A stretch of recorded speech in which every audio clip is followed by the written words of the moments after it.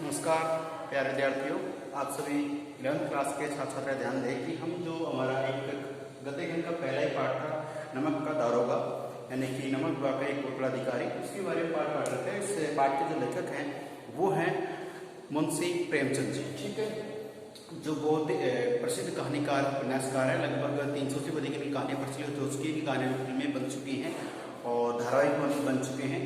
ध्यान दें कि मुंशी प्रेमचंद को कहानी सम्राट भी कहा जाता है क्योंकि ये यथार्थ पर कहानी लिखते हैं, यथार्थवादी कहानी लिखते हैं और यही कारण है कि इनको कहानी सम्राट कहा जाता है। इनके पात्र जो होते हैं कहानी को भी सच्ची घटना पर आधारित के आसपास के होते हैं, अन्यत्र के नहीं होते हैं। अब बात करते हैं कि नमक का जो दारोगा है इस पाठ के बारे में, तो ध्यान दें कि इसमें जो कुछ वीडियो मैं आपको पहले भेज चुका था वीडियो में, और अब जो इस पाठ का जो पाठसार है वो आपको ठीक से ध्यान रखना है, देखना है। ठीक है, तो बात करें कि नमक का नया विभाग, पहले पॉइंट्स में देखो ये सारे पॉइंट्स बना रहे हैं, इसके इस पॉइंट के आधार पर पूरी कहानी को रीड करेंगे, तो ध्यान से इसको सुनना देखना है। ठीक है, अब बात करें कि नमक का नया विभाग, जिसमें देखिए कि जो नमक है ये कुछ वैज्ञानिक बात है कि इसमें कच्चे रहेंगे कि जो नमक का दारोगा कहानी है इसका प्रथम प्रकाशन हुआ था 1914 में, और आप जानते हैं 1914 क्या रखा था कि प्रथम विश्व युद्ध शुरू हुआ था।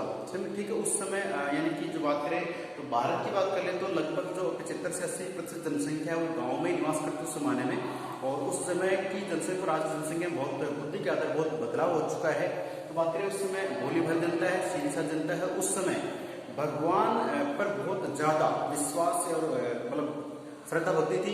ध्यान दें कि जो उस समय की जनता है वो क्या मानती है कि जो ये नमक है ये ईश्वर प्रदत्त पदार्थ है, ईश्वर प्रदत्त वस्तु है कि ये हमें जैसे पानी है या कोई चीज है लगभग जो है सब भगवान की दी हुई है, और भगवान की दी वस्तु का वो क्या कि आदान प्रदान सिंपली रूप से करते, साधारण रूप से कि ले लिया किसी से दे दी, इस तरह से था, तो उसका व्यवहार एक सामान्य व्यवहार था।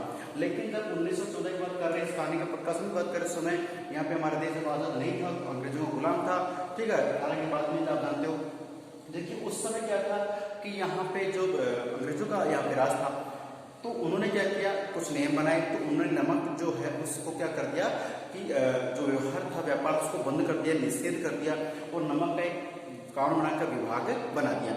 इस विभाग के लिए आप जानते हो कि बहुत से पटवारी, वकील या उच्च पद के जो व्यक्ति थे उन्होंने क्या सोचा कि इस पद पे आसीन हो जाते हैं, क्योंकि नमक विभाग में बहुत अधिक अच्छी तनख्वाह मिलती थी, ऊपरी इनकम भी थी, और इसके लालच में चलते बहुत से अधिकारियों ने उसमें जाने का सोचा भी।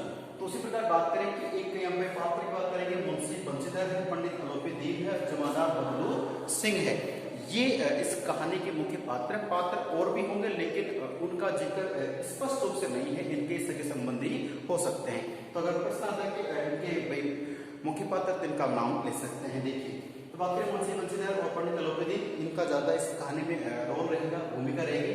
जमादार बबलू सिंह है, इनका केवल बंशीधर के साथ में थोड़ा संबंध है, ध्यान रखें। प्रकाशन 14 मार्च पे है। एक अच्छी लाइन यहाँ पे करने की, धन के ऊपर धन की जीत की कहानी। ये जो कहानी है किस प्रकार की कहानी है, ये कहानी है कि कुछ व्यक्तियों को ऐसा लगता है कि पैसे से सब कुछ खरीदा जा सकता है, पैसे से सब कुछ संभव है, लेकिन कई बार क्या होता है कि पैसा भी दरकिनार हो जाता है, काम नहीं बन पाता है।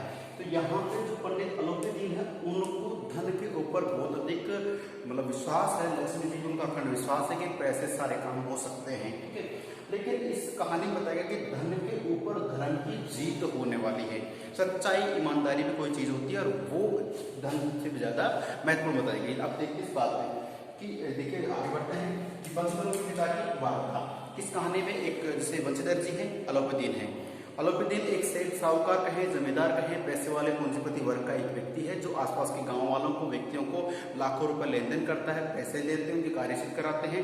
ठीक है, ये उनका एक बिजनेस, एक व्यापार है और नमक का भी कारोबार है। ठीक है, अब बात करें कि जो बंशीधर है वो भाई पढ़ाई लिखाई पूरी हो गई है, इधर उनके विवाह भी हो गया है और शादी हो चुकी, तो भाई बच्चे भी हैं, घर पर चलाना है, गरीब परिवार से वो संबंध रखते हैं। तो ऐसे जो बंशीधर है उनके पिताजी अपने बेटे को समझाते हैं कि बेटा नौकरी के लिए जा रहे हो तो नौकरी में ओहदे का, पद का ध्यान नहीं रखना है कि छोटा पद है बड़ा पद, बस तनख्वाह अच्छी हो और ऊपरी इनकम अच्छी होनी चाहिए, ये उनका एक सुझाव है। तो बंशीधर जो नौकरी के लिए जाते हैं तो उनके पिता समझाते हैं कि आप नौकरी के लिए जा रहे हो, ध्यान रखना कि गरज वाला व्यक्ति आपको अच्छी इनकम दे सकता है, ऊपरी आय दे सकता है, और जिसको गरज नहीं है, आवश्यकता नहीं, उसको परेशान मत करना, अच्छा कैसे पद मिले?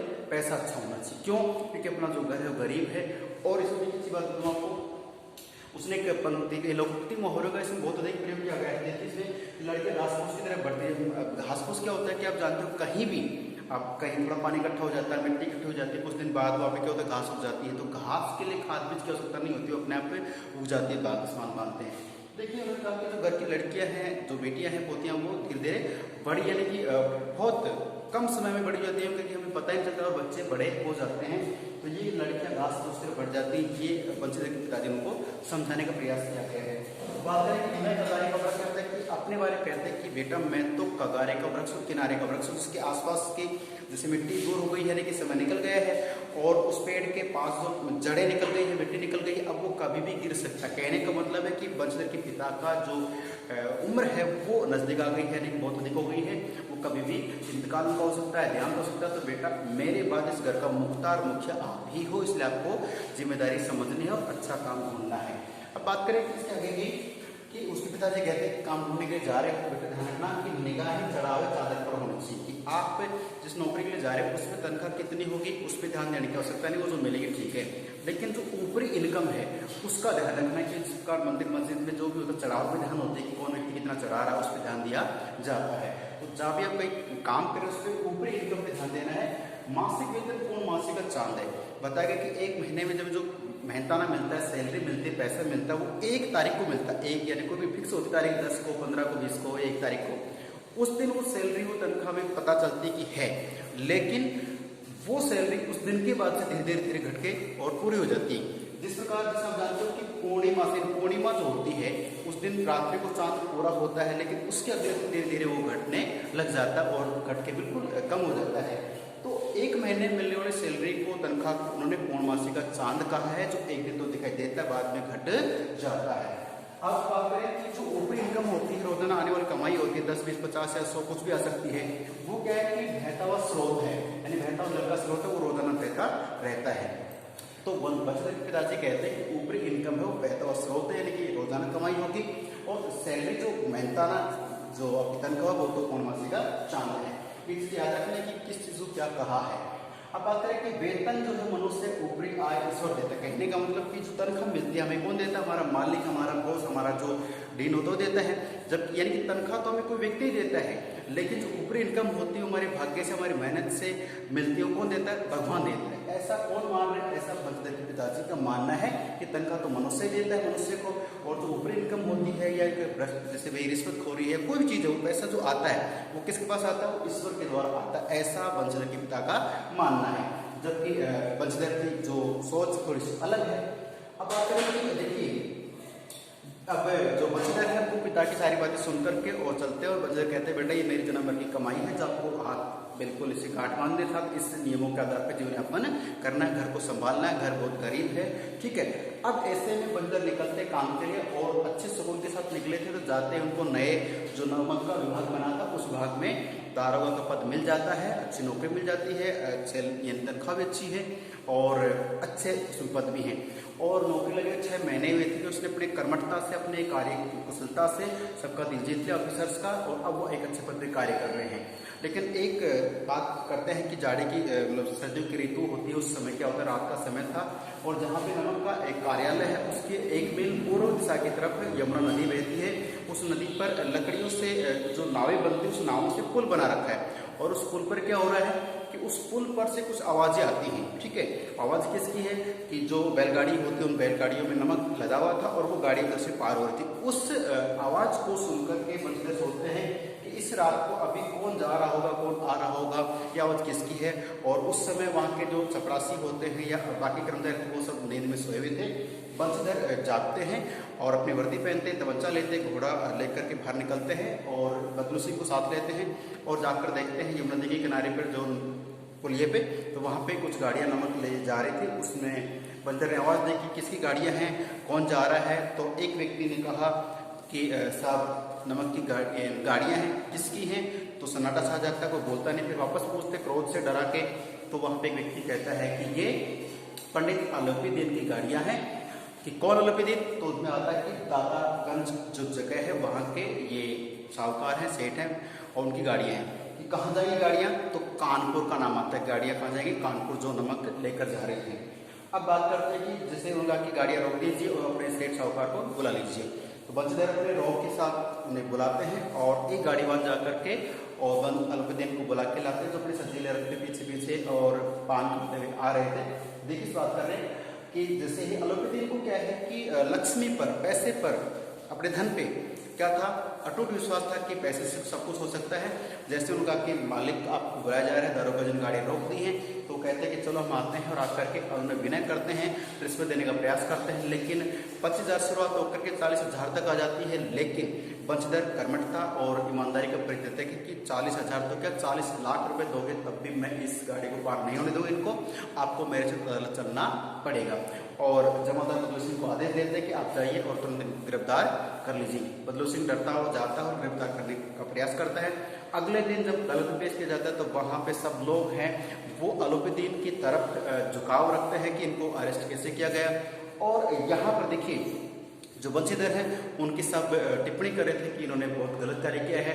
और स्वयं जो बंशीधर के पिताजी वो भी सिर पीट लेते कि बेटे ने कैसा गलत कार्य किया है कि अच्छी इनकम थी, ठीक ठाक चल रहा था और इन्होंने क्या कर दिया, अब नौकरी से बात होना पड़ेगा ऐसा लगता है। तो अदालत में क्या होता है कि सारा जो फैसला है पंडित अलोपीदीन के हक में जाता है। सब लोग, क्योंकि आप जानते हो पैसे बहुत ताकत होती है, वहाँ पे सब खरीद ले जाते हैं। पंडित अलोपीदीन बरी हो जाते हैं, बाजत उनको सह सम्मान छोड़ा जाता है। और जो बंशीधर है उनके साथ ये होता है कि करीब 7 दिन बाद उनको नौकरी से बर्खास्त कर दिया जाता है। ठीक है, उसके बाद देखिए घर के माहौल थोड़ा गमगीन है। पिताजी उन्हें डांट रहे हैं, पत्नी बात नहीं कर रही है, माँ है वो सीधी में बात नहीं करती है, क्योंकि भाई नौकरी मिली थी मुश्किल से, वह नौकरी छूट गई है। ऐसे में पंडित अलोपीदीन 7 दिन बाद क्या करते हैं, घर पे आते हैं और आकर के अन्न विनय करते हैं। जबकि बंशीधर का पिता शर्मिंदगी से सिर झुका लेता है, अपने बेटे को भला बुरा भी कहता है, कोसता भी है। और अंततः पंडित अलोपीदीन ने अपनी पूरी जायदाद का स्थायी मैनेजर बना दिया, किसको, बंशीधर को। जबकि बंशीधर ने जो किया वो उनके सामने खिलाफ था अलोपीदीन के, लेकिन बंशीधर को एक ईमानदार अधिकारी समझ करके अलोपीदीन ने अपनी पूरी संपत्ति का मालिक बना दिया। और ये प्रस्ताव स्वीकार करते हुए बंशीधर की आंखें भर आती हैं और वो अपने अंदर के भावों को रोक नहीं पाते हैं और रोते हुए उस पे साइन करते हैं कि ठीक है मैं आपका ये स्वीकार कर लेता हूँ, हालांकि मैं इस योग्य नहीं हूँ, फिर भी मैं आपका ये पद स्वीकार करता हूँ क्योंकि आपने इतना विश्वास किया है। और जो बंशीधर है वो अंत में जो पंडित अलोपीदीन है बंशीधर को अपने गले लगा लेते हैं। तो ये शॉर्ट एंड स्वीट आपको एक कहानी के रूप में मैंने बताया, इसमें लगभग कुछ क्वेश्चन आपके संभावित हो सकते हैं, आपको ध्यान रखना इस बात का। ठीक है, और फिर मिलते हैं अगली क्लास में, तब तक के लिए धन्यवाद, नमस्कार, जय हिंद।